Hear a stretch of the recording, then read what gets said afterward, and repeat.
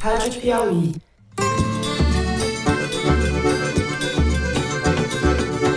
Olá, sejam muito bem-vindos ao Foro de Teresina, podcast de política da revista Piauí. Dizem esses que nós devemos ter um plano nacional de segurança pública. Ora, ela já existe. Queriam o quê? Que nós parássemos tudo para rediscutir tudo de novo? Eu, Fernando de Barros e Silva, na minha casa em São Paulo, tenho o prazer de falar com os meus amigos. José Roberto de Toledo, aqui pertinho. Opa, Toledo. Opa, Fernando. Opa, Thaís.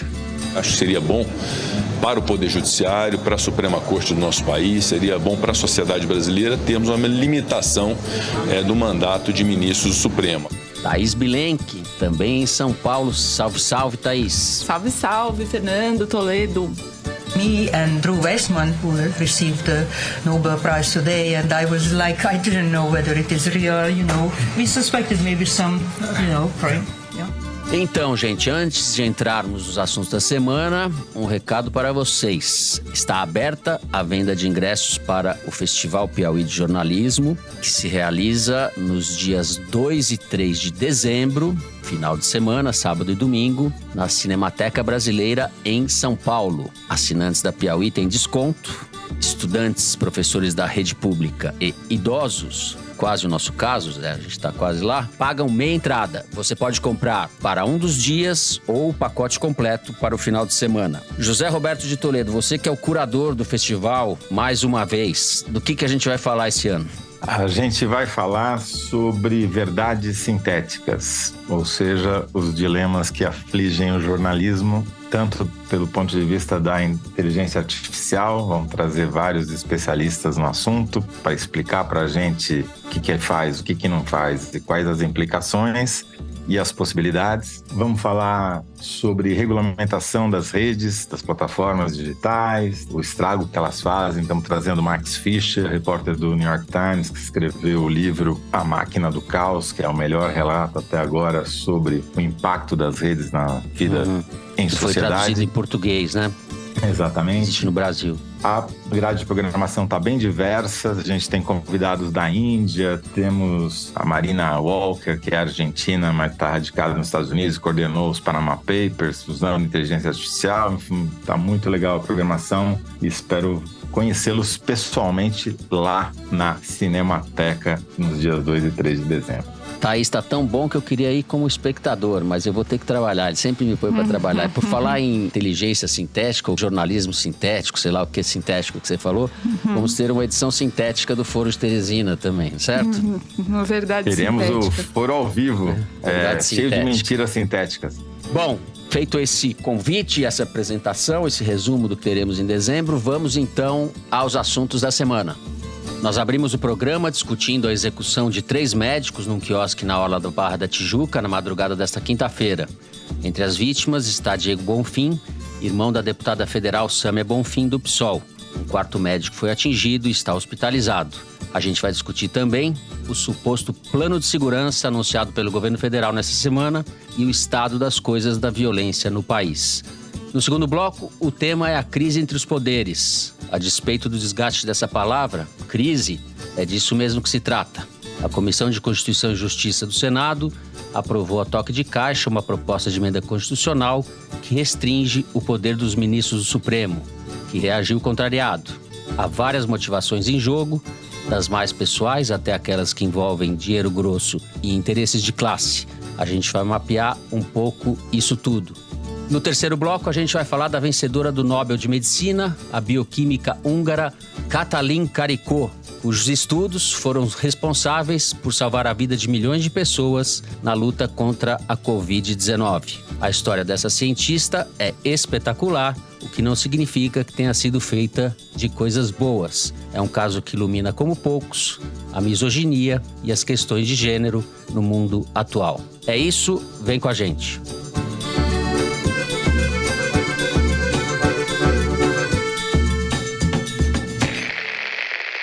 Muito bem, a gente grava a abertura desse primeiro bloco no final do dia. Esperamos as informações a respeito dessa execução que houve na madrugada de quinta-feira no Rio para fazer uma discussão mais circunstanciada. Eu vou abrir com você, Zé. Não há nenhuma evidência conclusiva a respeito de quem matou e por quê. Há algumas hipóteses da polícia. De qualquer forma, a gente está diante de um caso, em vários aspectos, estarrecedor.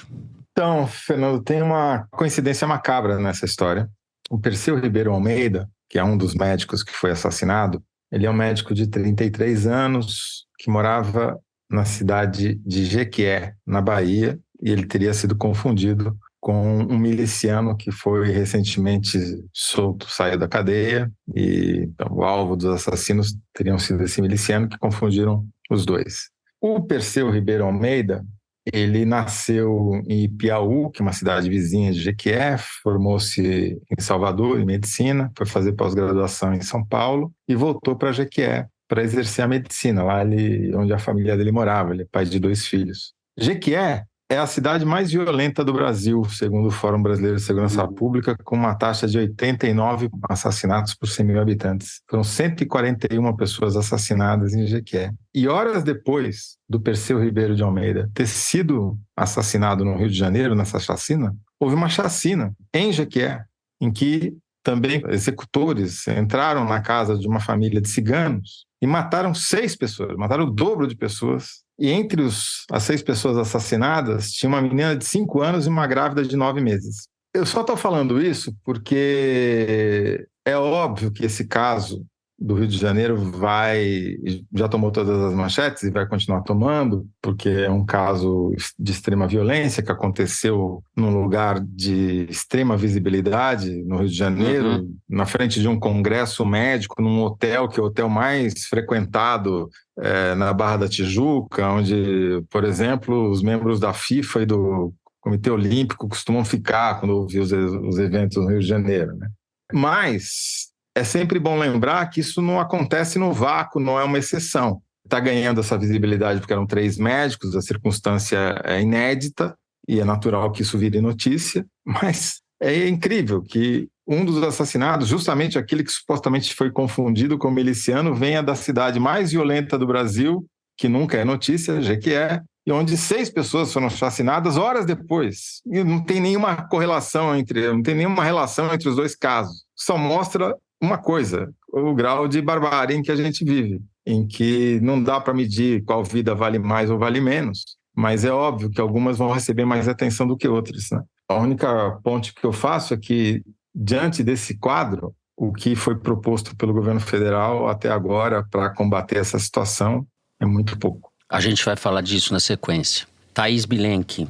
Bom, as informações que se tem até agora, né, quinta-feira, às 6 horas da tarde, quando a gente está gravando, dão conta do seguinte: não foi uma execução longamente preparada, os executores não adotaram procedimentos mais profissionais, entre aspas, nesse tipo de crime, não tentaram evitar câmeras de segurança, estavam vestidos sem camuflagem, sem touca, com o rosto descoberto, fizeram um percurso banal, pararam e executaram as vítimas sem maiores cuidados e nem com armas de longa distância ou com qualquer tipo de silenciador. Enfim, eles fizeram de uma maneira que até agora, pelo que se tem de informação até aqui, foi mais amadora do que a execução da Marielle e outras execuções desse nível de preparação. Agora, a reação política, a reação social, a comoção que esse caso gerou ao longo da quinta-feira, o gatilho que esse caso despertou de será que foi uma execução premeditada? Porque a Sâmia Bonfim é uma deputada combativa, mulher, que é bem articulada, enfim,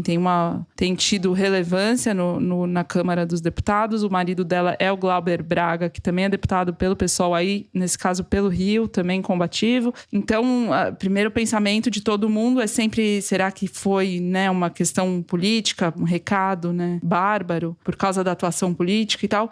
E eu reflito a respeito disso, que tenha sido um engano, tenha sido o que quer que seja, esse trauma da execução da Marielle por motivação política e com todas as complexidades do caso, e ainda tem a coincidência da Barra da Tijuca, enfim, mostra a urgência, a necessidade de esclarecimento desse caso, da Marielle e de todos, evidentemente, mas o país tem esse trauma quase que já social em relação a essa morte como um momento de virada na política brasileira, que a partir de então a gente passou a conviver com a violência muito mais entranhada no dia a dia da política, desde a execução da Marielle em 2018, que esse caso precisará ser elucidado quanto antes e da melhor forma possível, assim como a própria execução da Marielle. E mais, se de fato foi um engano, é muito cruel, né? Muito perverso que seja uma barbaridade desse tamanho amadora a esse ponto, né? Requinte de crueldade de uma execução como essa. Eu entendo quando você fala que é mais amadora do que o assassinato da Marielle, mas não foi feito por amadores de qualquer forma. Eu acho o seguinte, a gente não sabe a motivação. Os indícios de que pode ter sido um crime de motivação política é o próprio, uma das vítimas, que é irmão da Samia Bonfim, e o fato de ela ter dito há poucos meses publicamente que estava sendo ameaçada de morte, ela e seus familiares, né? E ela descreveu até os detalhes de como as pessoas diziam que ela ia ser torturada ou ser morta. O que eu acho aí, eu sei que existem impedimentos técnicos para a federalização do caso imediatamente, mas eu vejo uma necessidade da Polícia Federal entrar já nesse caso, porque a Polícia do Rio é parte do problema. Eu acho que a gente tem que parar de fingir que a Polícia do Rio é confiável, que a Polícia do Rio funciona, que ela tem disposição de esclarecer casos como esse. Ela não é confiável, ela não funciona e ela só esclarece o que ela quer. Ela pode até esclarecer esse caso, mas só esclarece o que ela quer. Nenhuma polícia no Brasil esclarece nada, Fernando. Não é só do Rio de Janeiro. Não, a de São Paulo tampouco, a da Bahia também tampouco. Que eu só estou falando isso pelo seguinte, a Polícia Federal vai entrar para esclarecer a chacina de 6 pessoas da família em Jequié?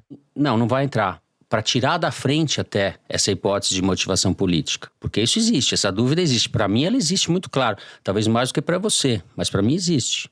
Não, mas não é esse o ponto, Fernando. O ponto é que você não pode tratar, eu acho, diferentemente coisas iguais. São 2 chacinas. Ocorreram com horas de diferença. Numa mataram 3, na outra mataram 6. Numa mataram 3 homens brancos, na outra mataram uma família de ciganos, uma criança de 5 anos e uma grávida de 9 meses. Não estou dizendo que uma é mais grave que a outra, mas tampouco o assassinato dos 3 é mais grave do que o dos outros 6, entendeu? Tampouco eu estou dizendo. Porque se você for deslocar a Polícia Federal para investigar todos os assassinatos no Brasil, acaba a Polícia Federal. São 40 mil por ano. Não são todos assassinatos, é esse assassinato porque envolve o irmão de uma deputada que vinha sendo ameaçada de morte. E a gente tem o caso da Marielle, no Rio. E as características, se não do assassinato, tem várias coincidências. Tem uma coincidência de partido, tem uma coincidência de que havia ameaças. Agora, não são os únicos políticos que estão ameaçados de morte no Brasil. Eu não estou diminuindo, veja bem. E já vai haver essa investigação. A própria Polícia Civil do Rio de Janeiro, o secretário lá de Polícia Civil do Rio de Janeiro já ofereceu para a Polícia Federal entrar no caso, o ministro já mandou a Polícia Federal entrar no caso. Eu só quero sugerir que a imprensa acompanhe esse caso e a chacina de Jequié com a mesma atenção, para saber se daqui a 6 meses vão se descobrir os assassinos dos 2, porque o que está acontecendo na Bahia, por incrível que pareça, é pior do que o que está acontecendo no Rio de Janeiro. A gente vai falar na sequência desse próprio bloco a respeito disso. O meu ponto é muito específico, em razão da identidade de uma das vítimas. Eu não quero que a Polícia Federal... Não estou sugerindo isso, mas aí temos uma divergência e acho que está colocada em bom termo. Eu acho também que se os casos de execução no país precisam ser elucidados, todos eles, em todos os estados, os governadores têm que imediatamente parar de precarizar a Polícia Civil, ao contrário, instrumentalizá-la e, de alguma forma, profissionalizá-la, porque a Polícia Civil de todos os estados e do Rio de Janeiro não é diferente, é uma polícia que não faz investigação, que não consegue, nem quando tenta, seja por maus policiais, seja por falta de estrutura. Então, não dá para depender da Polícia Federal para resolver caso. As polícias estaduais também têm que ser instrumentalizadas para isso. A gente está diante de um problema monumental. A polícia é parte do problema e ela tem que ser parte da solução. Então, seguimos. Vamos continuar falando, Zé, agora do plano de segurança pública, que era o nosso tema original antes da gente ter notícia dessa execução.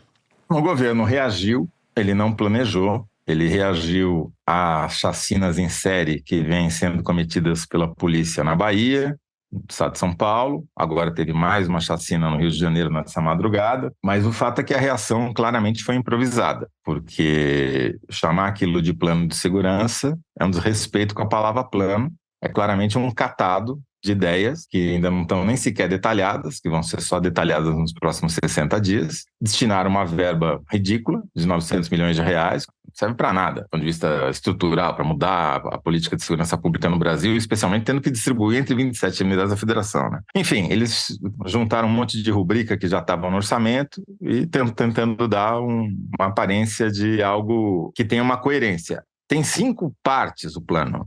É tão amplo que eles acabaram citando, de fato, quase todas as prioridades. Agora, a questão é como você vai enfrentar questões tão distintas quanto a transnacionalização do crime organizado, a entrada de quantidades industriais de drogas, principalmente cocaína no Brasil, usando o Brasil como entreposto para distribuir droga na África e na Europa, e agora até na Ásia. Como você vai atingir o problema das milícias e das facções criminosas, por exemplo, no Rio de Janeiro? Como você vai reagir ao aumento de 300% da letalidade policial na Bahia, que está matando gente à torto e à direito, absolutamente sem nenhum controle? Nada disso ali tenha uma solução específica, pontual, com tática e estratégia claramente apontadas. Não dá para a gente condenar a priori, porque a gente não sabe efetivamente qual é o plano, mas me parece um mau começo, especialmente porque foi feito de afogadilho para reagir a uma situação externa, né? E a gente sabe que na origem do problema de segurança está o principal problema político-social do governo e do lulismo e do petismo, porque o bolsonarismo só tem a força que tem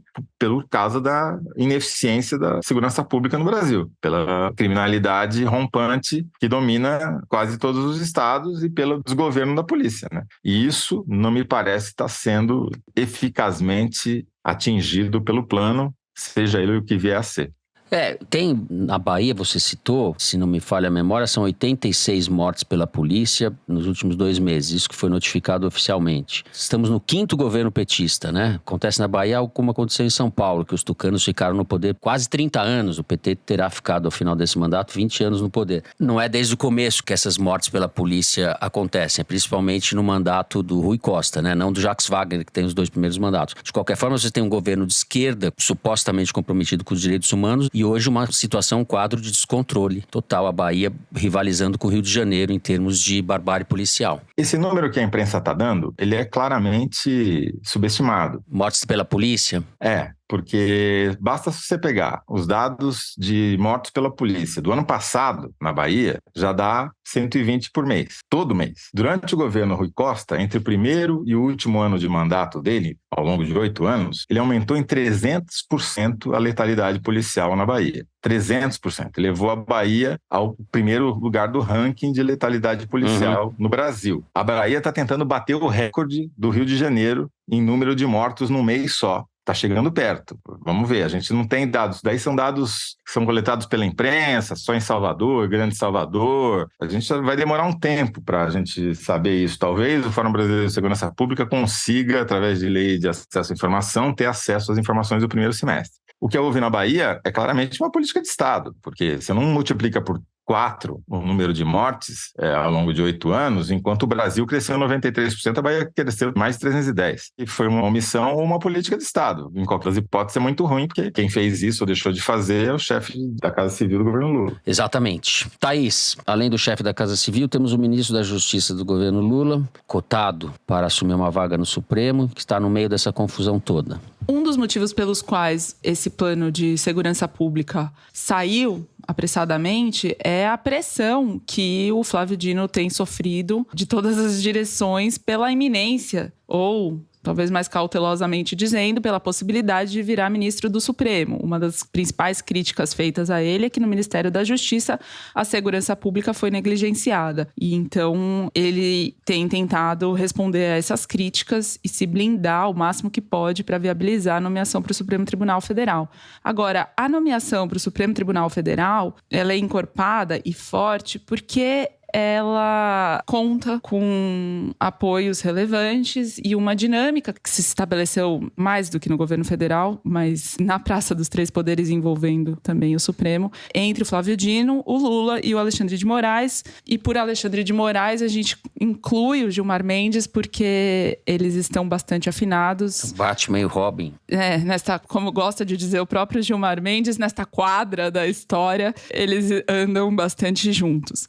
A história que eu quero contar começou em 2005, quando o Alexandre de Moraes deixou o governo Alckmin. Ele era secretário de Justiça, teve uma crise na FEBEM, ele caiu e foi indicado para o Conselho Nacional de Justiça, o CNJ. Chegando lá, ele conheceu o Flávio Dino, que também trabalhava lá como juiz federal e, na época, era secretário do Nelson Jobim, presidente do CNJ na ocasião, porque era presidente do Supremo. Eles se conhecem e ficam próximos ao longo dos anos, até 2014, quando continuam próximos. E em 2014, uma evidência dessa relação é que o Alexandre de Moraes vai ao Maranhão a convite do Flávio Dino, que tinha deixado a Embratur para se candidatar ao governo do Maranhão, para fazer uma palestra juntos, uma palestra chamada Diálogos Jurídicos. Flávio Dino e Alexandre de Moraes debatem Constituição e o Estado Republicano. Então eles se reúnem num hotel em São Luís, fazem esse debate, esse evento, e isso era final de maio. Então não era campanha oficialmente. Mas o Alexandre de Moraes faz uma fala muito elogiosa ao Flávio Dino,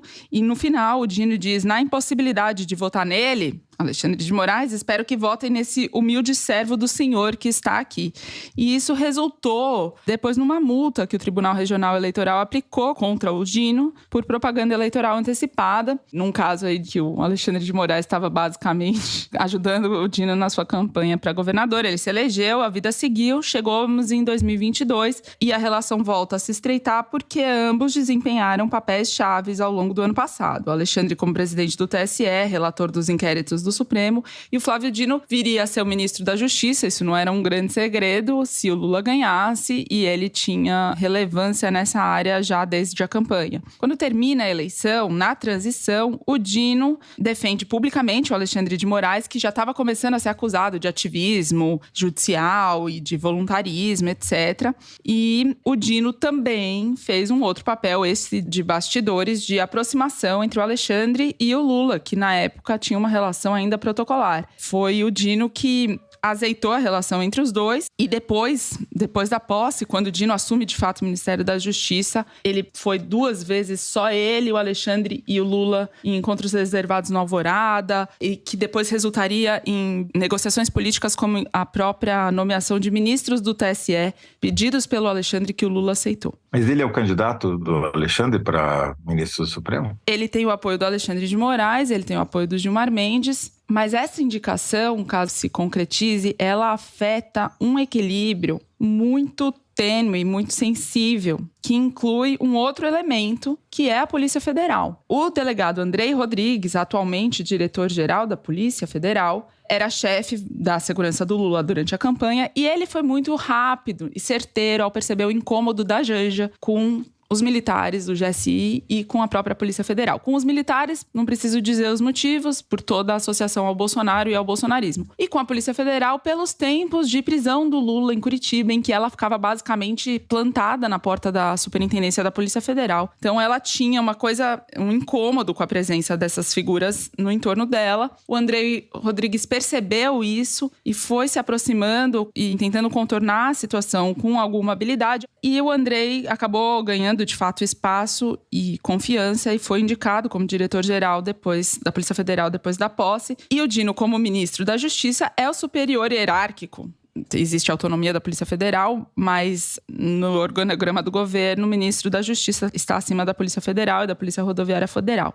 Mas o Alexandre de Moraes, que já foi ministro da Justiça no governo Temer, também tem suas relações próximas na Polícia Federal e tem bastante ascendência sobre a cúpula da Polícia Federal e sobre diversos delegados que estão no topo da corporação. Por causa dos inquéritos que ele relata no Supremo, inclusive ele tem policiais federais trabalhando exclusivamente nos casos que ele relata. E o Alexandre de Moraes é muito incisivo na sua atuação como relator desses inquéritos. E a Polícia Federal muitas vezes se vê obrigada a se contrapor, a eventualmente dizer que determinadas diligências não são possíveis, não são viáveis. Então, o Andrei Rodrigues ocupa um espaço em que, de alguma forma, ele responde, né? Tem que servir de anteparo ao Supremo, ao Alexandre de Moraes, e ao mesmo tempo também responde ao Flávio Dino no Ministério da Justiça, né? Tá entre esses dois pontos de muita força política, né? Porque os dois, Flávio Dino e Alexandre de Moraes, representam esse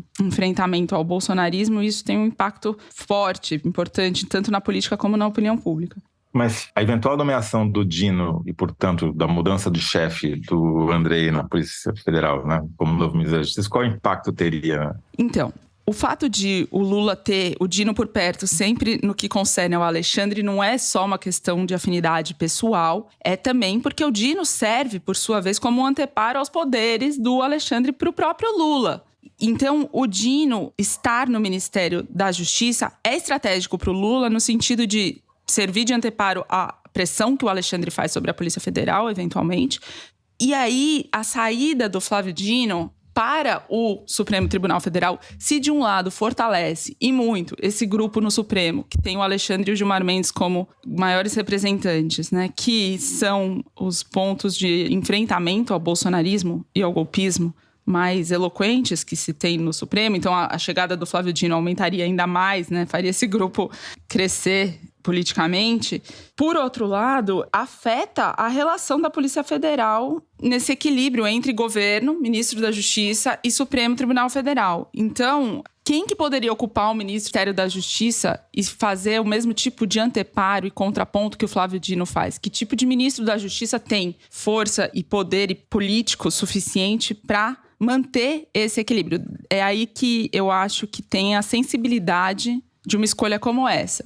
E até que ponto serve ao Lula ter uma Polícia Federal mais inclinada a um lado do que a outro? Até agora tem um alinhamento de forças que esteve, de alguma forma, sob controle. A saída do Dino pode afetar todo esse jogo. É interessante isso, eu não tinha tentado para esse aspecto, mas tem um outro aspecto que talvez atue no sentido contrário, que é o fato de o Dino ter sido o ministro que mais ganhou seguidores em todas as redes sociais, segundo aqui o levantamento da Arquimedes. O Dino foi o cara que mais ganhou seguidores no Ministério do Lula desde que assumiu, basicamente graças ao 8 de janeiro, a atuação dele lá. E ele é a 7ª personalidade política mais buscada no Google. Está abaixo de gente do primeiro time ali, Lula, Bolsonaro, Janja, Barroso agora, que virou presidente, está ali disputando com o Moro, que está em 6º lugar. Então, me parece que a saída, a eventual nomeação do Dino, não sei se vai acontecer ou não, resolveria um certo problema para o Lula do ponto de vista da sucessão, porque o Dino é um potencial candidato à sucessão dele fora do PT, né? Poderia rachar a chapa governista, botando ele no Supremo, esse problema fica escanteado. Sim, eu acho que esse fator é um dos argumentos usados por gente do PT que não quer o Dino na sucessão, certamente. Bom, a gente tem uma situação no Brasil de institucionalização da milícia, de enraizamento e nacionalização do crime organizado. A gente tem as facções criminosas atuando em todo o território nacional e uma certa impotência dos democratas e dos progressistas de lidar com esse problema que só se agrava. E o plano do Dino, o plano do governo federal, como o Toledo descreveu no início desse bloco, é fogo de artifício, né? Não é nada. Então isso mostra um pouco porque as medidas que são populares hoje em dia no Brasil são justamente aquelas que ferem os direitos humanos, as regras básicas da civilização. E a esquerda não sabe como sair dessa cilada. De execução em execução, o Brasil vai engolindo todos nós. Eu vou encerrar então o primeiro bloco do programa. Vamos fazer um rápido intervalo. No segundo bloco, vamos falar de briga entre os poderes e um pouco de bolsonarismo também. Já voltamos.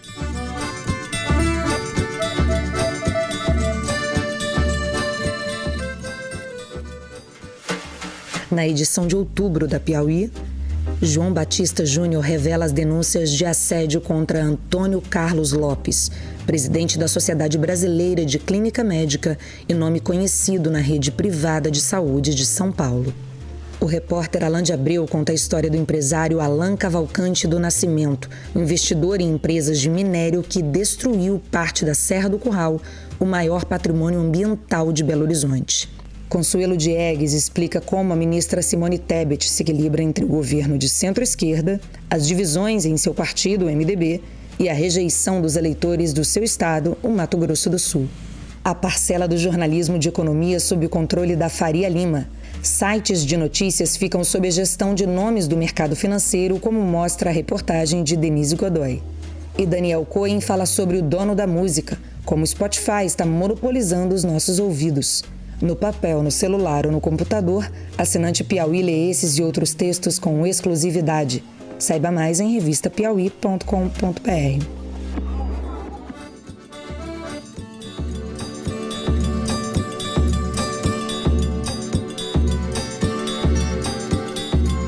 Muito bem, Thaís Bilenque, vamos começar com você. E eu sugiro que a gente comece pela investida do Senado nessa quarta-feira contra o Supremo, pela aprovação em tempo recorde da medida que limita os poderes dos ministros do Supremo. Foi uma iniciativa política, enfim, ainda precisa passar pelo plenário. A gente nem sabe quando e se o Pacheco vai colocar isso em pauta. O fato é que o Pacheco também agora entrou em rota de colisão, não de coalizão, de colisão com o Supremo. Muitos interesses em jogo aí, várias brigas, vários aspectos a serem considerados, mas a situação não é boa, certo? A novidade é exatamente essa, é a entrada do Pacheco nesse ringue, porque o Arthur Lira mede forças com o Supremo desde que assumiu a presidência da Câmara. E o Pacheco vinha tendo um comportamento de abafar e de botar panos quentes toda vez que a temperatura esquentava na relação do Congresso com o Supremo. Tem diversos interesses do Davi Alcolumbre e do Rodrigo Pacheco, a começar pela sucessão do Pacheco na presidência do Senado em 2025, no qual o Davi Alcolumbre está de olho desde que saiu. E essas tentativas também visam até apoio do bolsonarismo e das bancadas alinhadas ao Bolsonaro, que são sempre muito críticas ao Supremo, sim, mas é um pouco mais complexo do que isso. Uma aprovação em 42 segundos reflete, não que não tenha havido debates prévios, como se disse, mas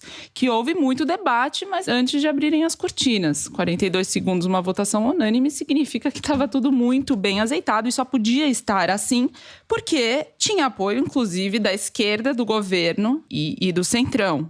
Essa PEC, o que ela estabelece? Prazo mais rigoroso a pedido de vista dos ministros. Ou seja, tá lá no meio do julgamento, o cara pede mais tempo para avaliar. A Rosa Weber fez essa pequena grande revolução silenciosa de dizer, gente, tem que ter um prazo aí, não dá para ficar eternamente, porque tinha casos que estavam há décadas parados na gaveta de ministro. E a PEC estabelece um limite mais rigoroso, que são 6 meses, mas coletivamente, então conta todos os pedidos de vista somados. E a PEC também proíbe decisão individual de um ministro do Supremo para derrubar ou reavaliar atos do presidente da República, ou do presidente da Câmara, ou do presidente do Senado. Eles estão dizendo assim, sua caneta, ministro do Supremo, não é mais poderosa do que a minha, presidente da Câmara, presidente do Senado. Que é uma tensão que existe há anos, há muito mais de um governo. Então, por isso que até governistas, deputados alinhados a Lula, concordam com essa pauta. E tem uma passagem na PEC que diz que proíbe decisões monocráticas, individuais, que suspendam leis ou atos normativos que atinjam a coletividade. Por coletividade, não está claro. É o quê? Uma decisão colegiada? O que é uma decisão da CCJ? É uma decisão do plenário? É muito vaga e não deve ser à toa, porque sendo vaga vale qualquer coisa. Bom, eu conversei com um bolsonarista de proa da Câmara dos Deputados que vê uma aliança de conveniência entre a pauta bolsonarista com a pauta dos presidentes das duas casas, com a pauta do centrão que eles representam, com a pauta, inclusive, do governo. É uma aliança tática ali para essa matéria em particular. Daí o potencial que ela tem até de vir a ser aprovado, que não traz junto nenhuma confiança no Arthur Lira ou no Pacheco, mas que os bolsonaristas usam a seu favor quando dá. O próprio governo, gente do governo, gente do PT, sempre diz que vê com ressalvas esses poderes do Supremo e do Alexandre de Moraes em particular, porque eles dizem que essa mão pesada contra o bolsonarismo agora pode se voltar contra eles no futuro, ou como já se voltou em algum momento com outros juízes em outras circunstâncias no passado. E aí, entrando na lógica bolsonarista atual, temos um Bolsonaro absolutamente debilitado politicamente, judicialmente, com o cerco cada vez mais apertado, todo o grupo enfraquecido e as frentes em que o bolsonarismo tem tentado reagir, pelo menos nessa semana em particular, foram duas. Primeiro, André Mendonça, ministro do Supremo indicado pelo Bolsonaro, que mandou o julgamento de 2 dos réus do 8 de janeiro ao plenário físico do Supremo, quando o julgamento ia acabar no plenário virtual. Estava no limite do prazo de acabar o julgamento. E aí, com isso, ele retarda o final desse julgamento e tenta ganhar tempo, porque lá na frente, esses julgamentos do 8 de janeiro devem chegar na cabeça do esquema. A segunda decisão foi a do Cássio Nunes Marques, o segundo ministro indicado pelo Bolsonaro ao Supremo, que, numa decisão individual dele, anulou a quebra de sigilo telemático, bancário, fiscal, etc., que tinham sido pedidos e determinados pela CPMI do 8 de janeiro contra o Silvinei Vasquez, que era o diretor da Polícia Rodoviária Federal durante a eleição. Então, os bolsonaristas estão aí fazendo esse trabalho de alinhamento com o Centrão e com o próprio governo no Congresso para limitar os poderes do Supremo, mas enquanto isso a gente usa e abusa dos poderes do Supremo porque é o que a gente tem, já que politicamente a oposição está tão debilitada. A oposição, as CPIs todas, a do 8 de janeiro, a da MST, acabam agora por esses dias, nenhuma delas deu frutos políticos e está em curso, em ebulição, as disputas pelas chapas das eleições municipais do ano que vem. O apoio do Bolsonaro é considerado ainda muito importante em determinadas praças. Só que o Bolsonaro está muito combalido. O caso das joias das Arábias é apontado como o grande problema de imagem que ele enfrenta agora. E o que eu ouvi dos bolsonaristas é que o Bolsonaro preso seria até melhor, porque viraria mártir, vítima da perseguição judicial, daria reforço a esse discurso que eles tanto fazem, embora não pratiquem, melhor até do que ele, do jeito que tá, capenga como tá. O bolsonarismo virou massa de manobra no Congresso nessa altura do campeonato. Tá acontecendo uma coisa muito curiosa. Como é que é a figura de proa, Thaís Bilenque? Gostou? Foi o que ela falou. Eu gostei. É uma carranca, né?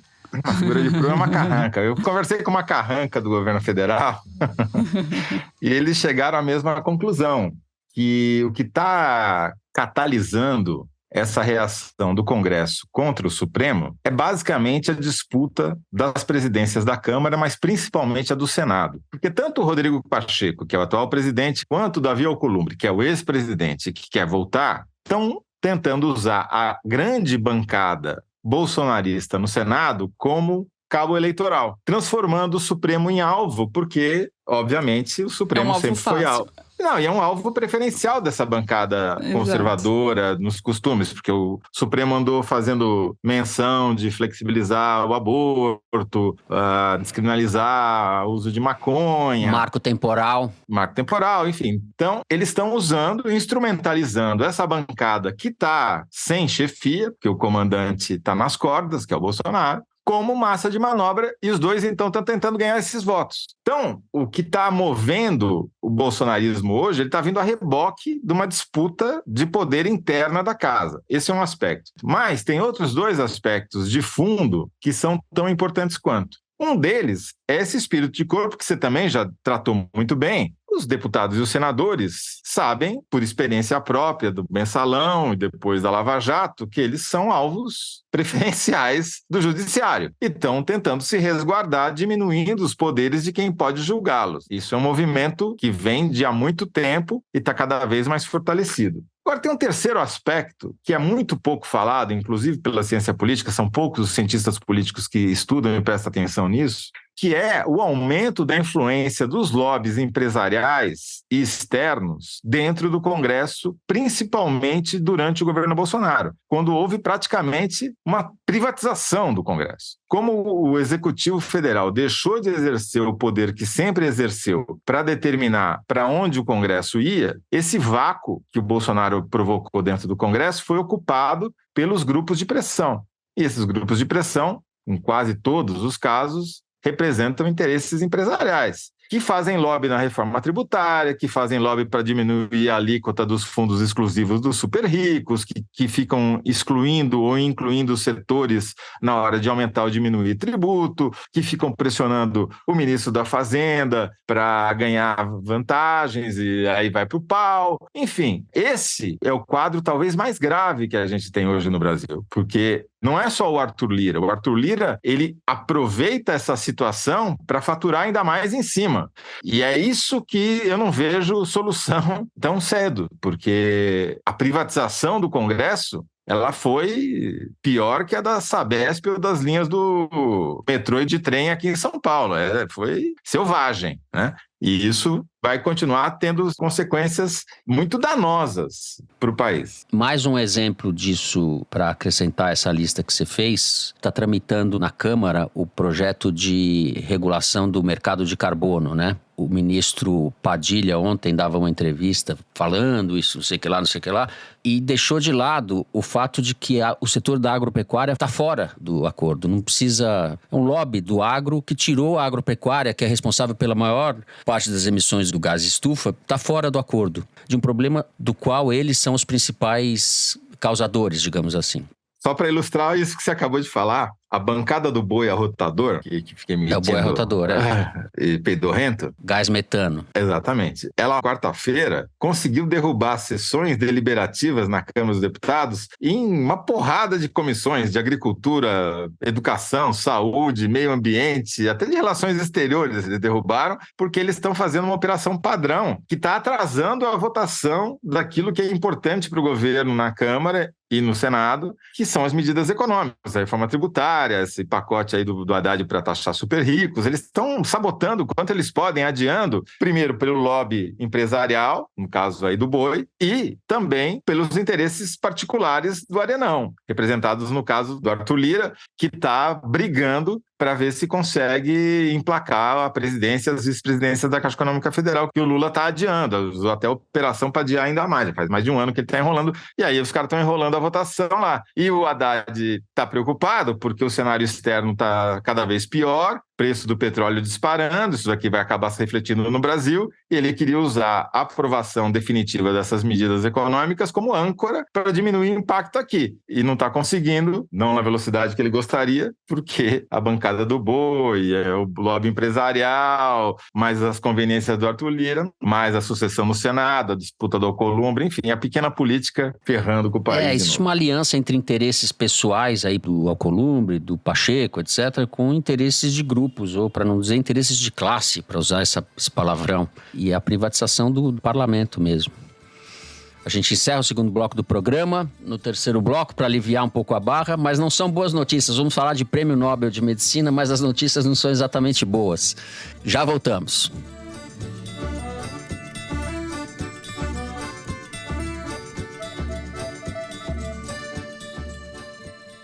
Oi, aqui quem tá falando é a Paula Scarpim. E quando você terminar de ouvir o episódio aqui do Foro dessa semana, eu queria te convidar a ouvir o Rádio Novelo Apresenta.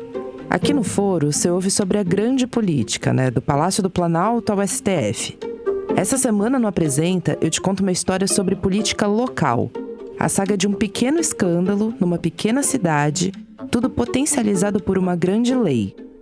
E no segundo ato do episódio tem uma história do Thiago Rogero sobre famílias que resolveram escancarar a porta do armário e dar uma encarada nos esqueletos ali dentro. Rádio Novelo Apresenta. Toda quinta tem um episódio novo com histórias que você nem sabia que precisava ouvir.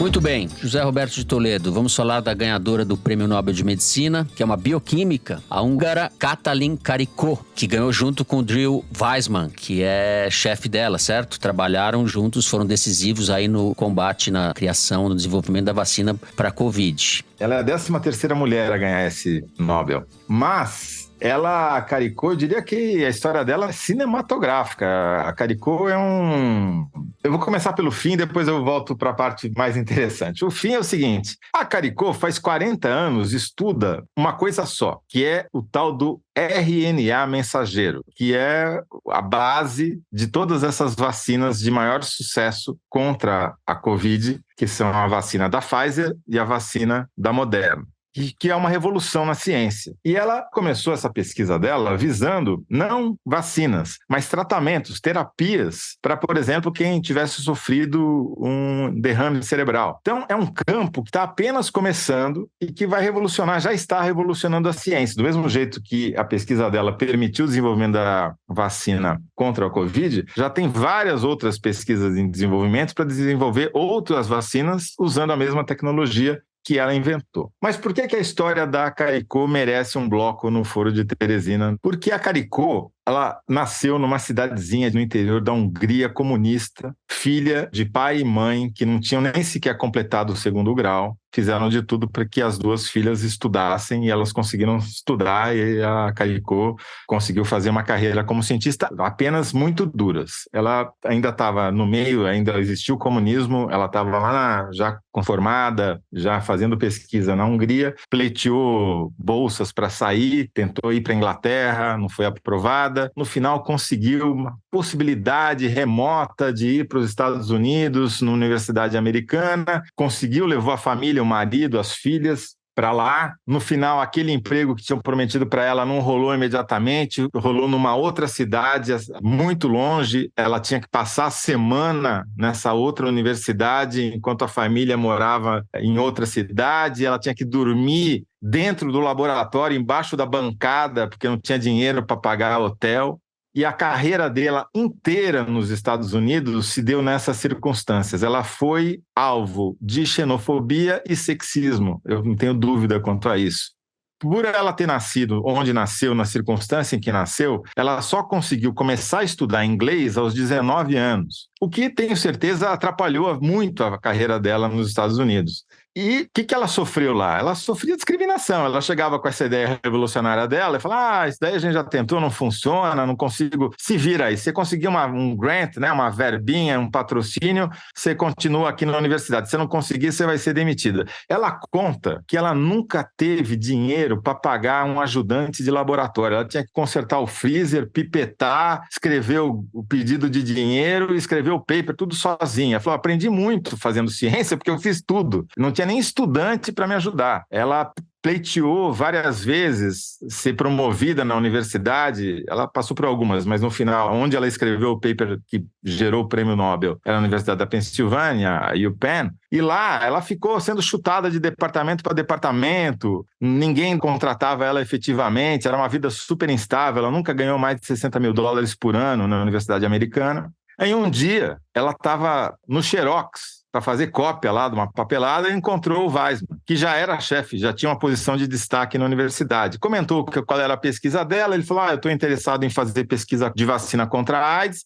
Juntaram forças, ela foi para o laboratório dele e conseguiu finalmente encontrar essa molécula que foi a chave de tudo. Eles escreveram juntos um paper. E no paper acadêmico é sempre assim. O primeiro nome que aparece no crédito do paper, lá em cima, é, de fato, quem teve a ideia, quem trabalhou, botou a mão na massa, concebeu, é o autor intelectual da história. E o último nome é o nome do chefe. É o chefe do departamento, ou o chefe do laboratório, é o cara que manda. Quem será que é o primeiro nome do paper dela? Exato. O primeiro nome é o da Katalin Caricó, porque foi ela, efetivamente, o mérito é dela. E o último nome é o Drew Weissman. Mas os dois ganharam o prêmio Nobel e os dois vão dividir $1 milhão. Vai 500 mil para cada um, né? Aí, só que ela sempre teve essa posição subalterna. A Universidade da Pensilvânia recusou que ela entrasse na trilha acadêmica para ganhar tenure, né, que é a estabilidade no emprego. Ela falou: não, você não é material para a gente. Desqualificou ela. Deu uma demoção, diminuiu o salário. Aí, em 2013, ela recebeu um convite de uma empresa que os caras da Pensilvânia falaram que não é tão ruim essa empresa que você está indo, que não tem nem site na internet. Chamava BioNTech.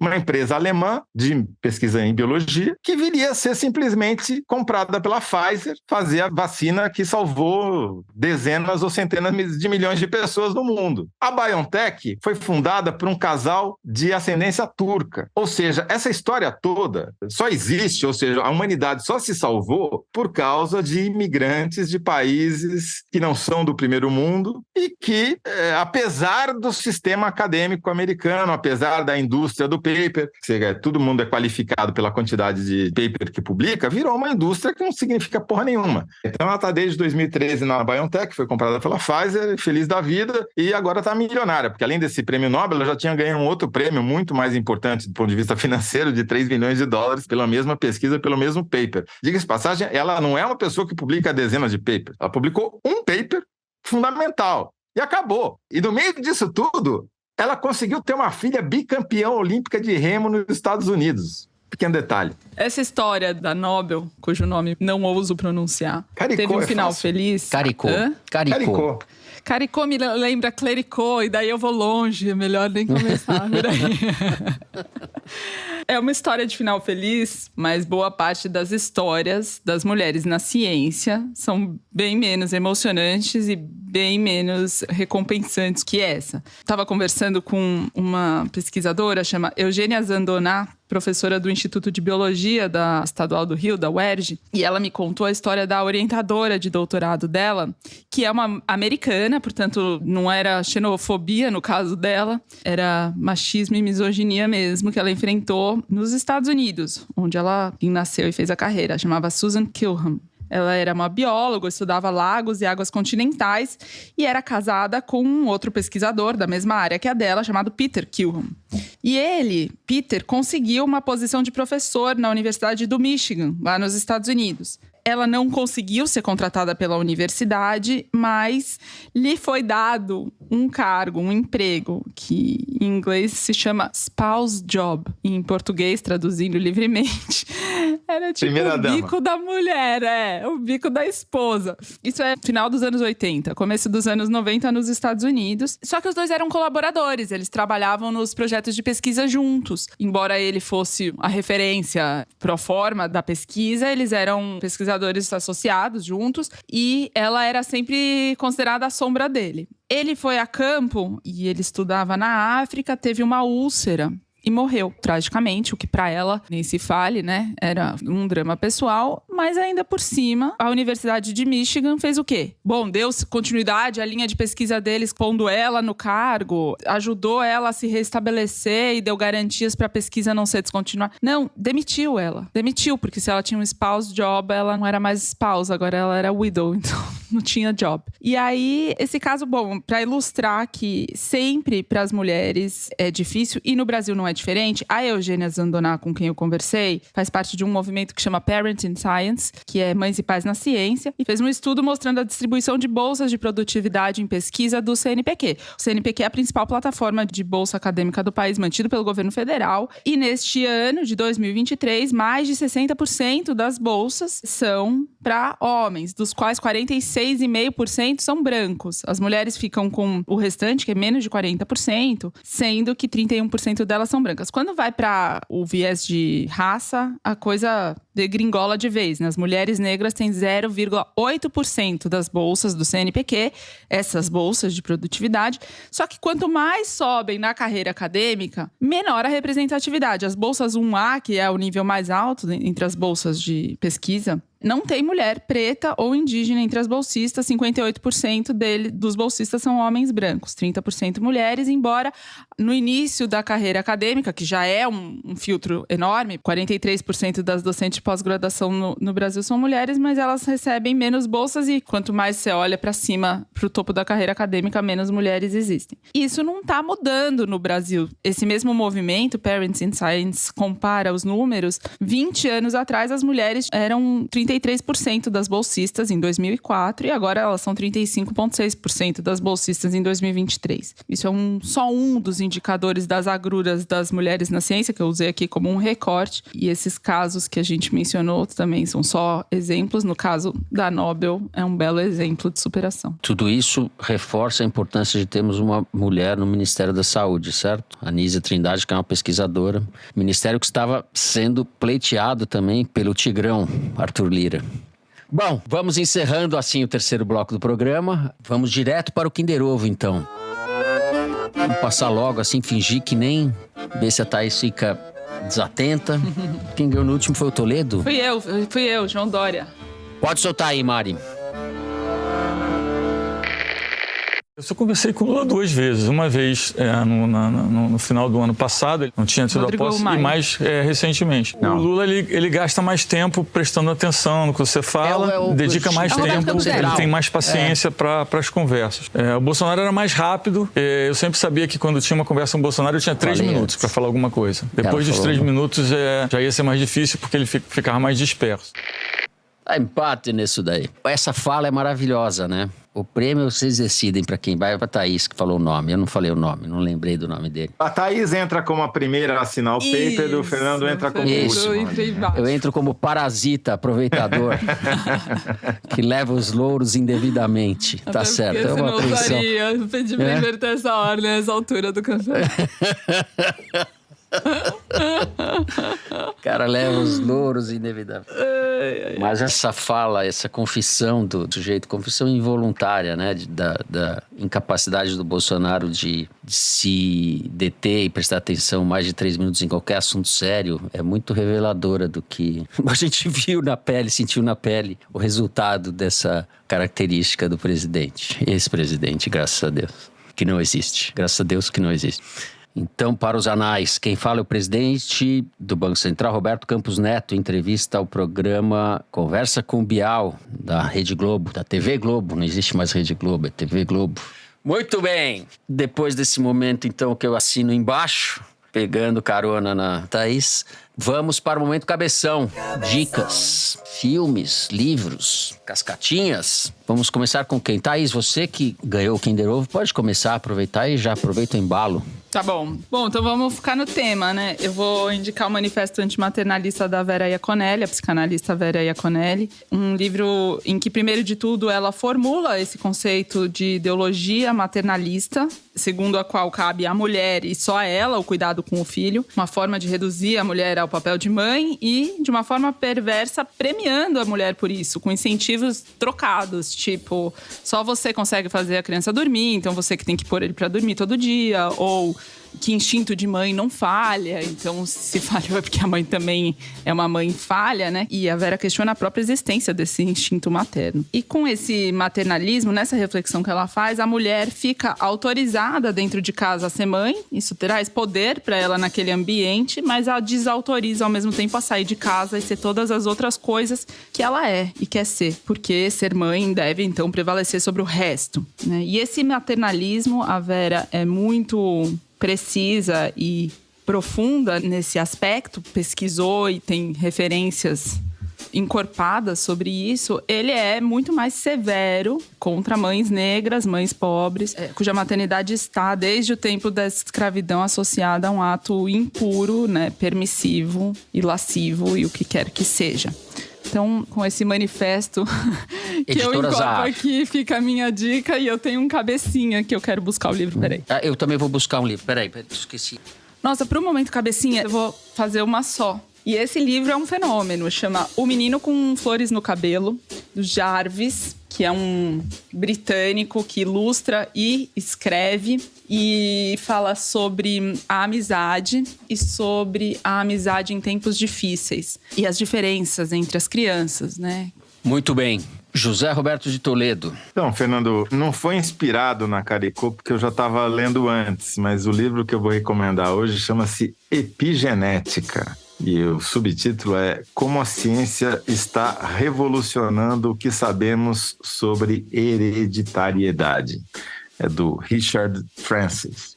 A epigenética é a ciência que está, como eles dizem, revolucionando o que a gente sabe e pensa sobre hereditariedade e que vai explicar por que 2 gêmeos idênticos, que têm exatamente o mesmo código genético, vão ter ou não doenças completamente diferentes, características diferentes, desenvolver trajetórias de vida diferentes, que é justamente como os genes interagem com a bioquímica das células. O livro é muito bem escrito, muito didático, muito fácil de entender, não é para especialista, os especialistas talvez achem simplista, mas é muito bom, cheio de histórias, vale muito a pena ler. Foi editado no Brasil pela Zahara Editora. E vou também recomendar o livro do nosso colega Bruno Paes Manso, A Fé e o Fuzil. O subtítulo é Crime e Religião no Brasil do século XXI. Muito bom, vale a pena ler. Muito bem, eu vou ser breve. Primeiro eu vou dizer que eu vou assistir esse fim de semana, direção, o filme Elise e Tom. E vou indicar também um romance que foi relançado agora, que é O Drible, do Sérgio Rodrigues, da Companhia das Letras.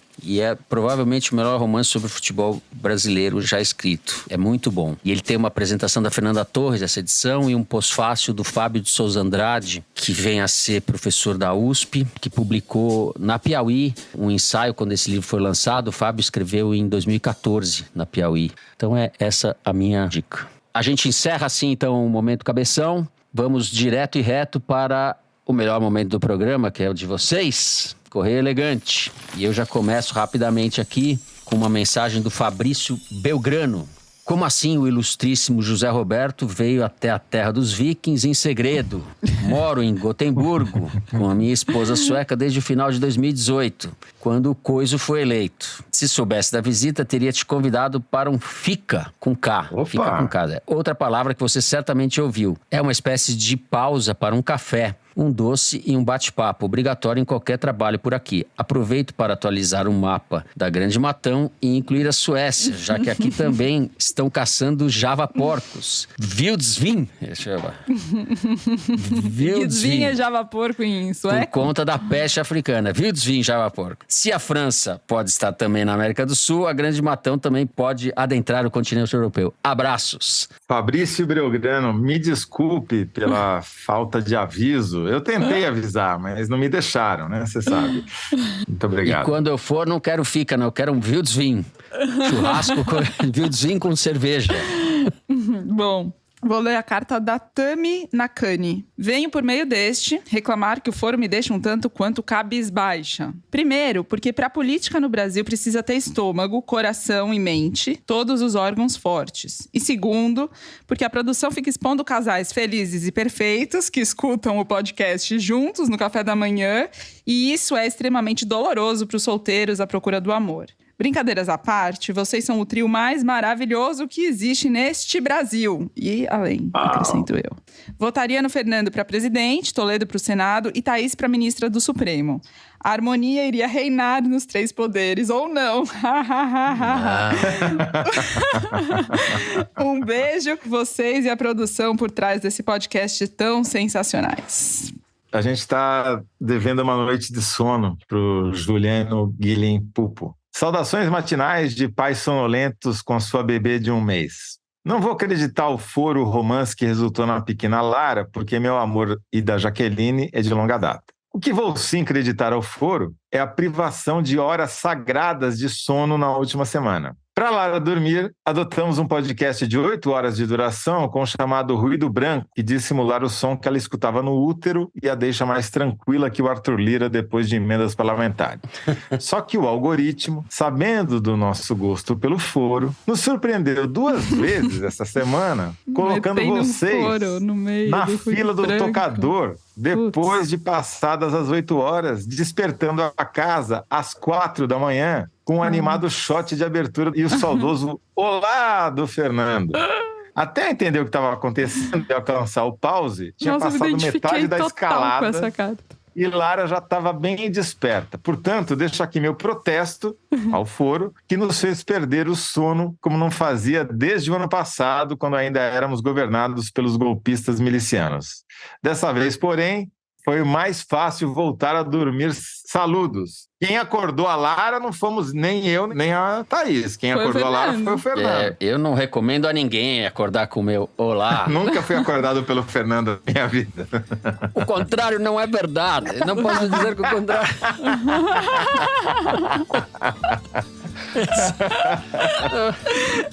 ai. Muito bem. Foi uma prova de amor, José Roberto. Vamos terminando assim o programa de hoje. Se você gostou, não deixe de seguir e dar... Como é que é 5 stars em húngaro, Zé? Não sabemos. 5 stars em húngaro. Eu vou ficar devendo. Pra gente no Spotify. Segue no Apple Podcast, na Amazon Music, favorita na Deezer. Se inscreva no Google Podcast, no Castbox ou no YouTube. O Foro de Teresina é uma produção da Rádio Novelo para a revista Piauí, com a coordenação geral da Evelyn Argenta. A direção é da Mari Faria e a produção da Maria Júlia Vieira. O apoio de produção é da Bárbara Rubira, a edição é da Evelyn Argenta e do Thiago Picado. A finalização e a mixagem são do Luiz Rodrigues e do João Jabassi, do Pipoca Sound. Jabassi, que é também o intérprete da nossa melodia tema, composta por Vânia Salles e Beto Boreno. A nossa coordenação digital é da Bia Ribeiro, a checagem do programa é do João Felipe Carvalho e a ilustração no site do Fernando Carval. O foro foi gravado nas nossas casas e eu me despeço então dos meus amigos. José Roberto de Toledo, tchau. Tchau, Fernando. Esse programa foi Etilagos. 5 estrelas em húngaro. 5 estrelas em húngaro. Muito bem. Thaís Milenk, tchau. Tchau, Fernando Toledo. Tchau, gente, Thaís. Uma ótima semana a todos e até semana que vem.